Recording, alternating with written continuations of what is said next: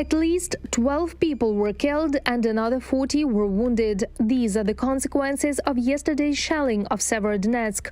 The enemy army is simply trying to wipe the city off the face of the earth. Starting in the morning, Russians began chaotically shelling the main city of the region with heavy weapons. The shelling continues today. Mostly it is targeted hits on residential buildings. Serhiy Haidai, head of the Luhansk Regional Military Administration. However, even under ceaseless fire, the evacuation from the city continues. 37 people were able to be evacuated from Severodonetsk, Lysychansk and Bilohorivka the day before, but there are still about 50,000 residents in the region. Hostilities do not stop in the Donetsk region either. The Russians failed to cut off the road to Bakhmut.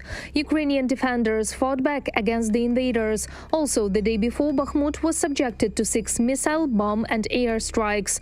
The enemy also hit neighboring settlements.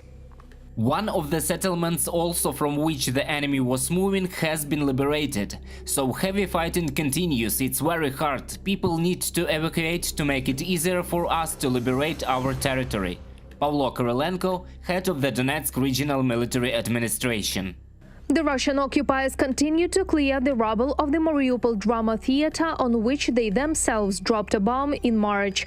The bodies of the dead are removed by trucks in the direction of Stary Krim town.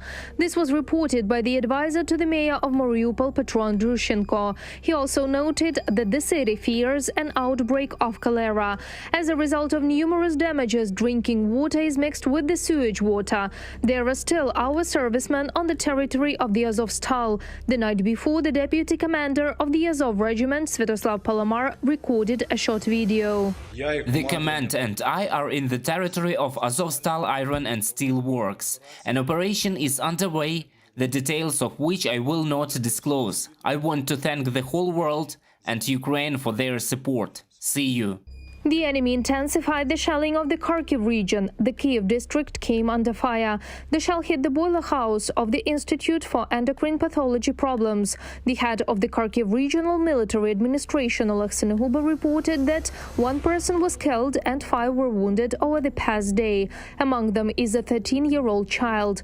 But our defenders continue to push the enemy back from the occupied territories. The enemy has concentrated all his attention on defending his own positions. Our armed forces are struggling, they are driving the enemy out of the northern outskirts of the city, occupying strategic heights and forcing the aggressor out of local settlements. The Russian military does not allow humanitarian aid to enter occupied Balaklia and neighboring settlements. In the Donetsk and Luhansk directions on Thursday, servicemen of the Joint Forces operation repelled 14 attacks of the Russians and destroyed 8 enemy tanks, 14 units of armored combat vehicles, 6 units of automotive equipment and 1 unmanned aerial vehicle. For me, it is a matter of principle that we liberate the Kherson region, and as hard as possible for both the collaborators and the Russian military. The Zaporizhia region. We need the waters of the Sea of Azov. I am for forgetting the word Russians in the Kharkiv region at all. I am for forgetting the word Russians in the Luhansk and Donetsk regions. I want the criminal elements who call themselves an authorities to not exist physically.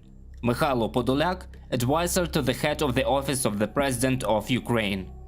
President of Ukraine Volodymyr Zelensky also noted that the final stage of the war would be the most difficult and bloody, and it is not worth rushing back from abroad just yet. Reported by Marina Stepanenko, Mariana Krechet, UATV News.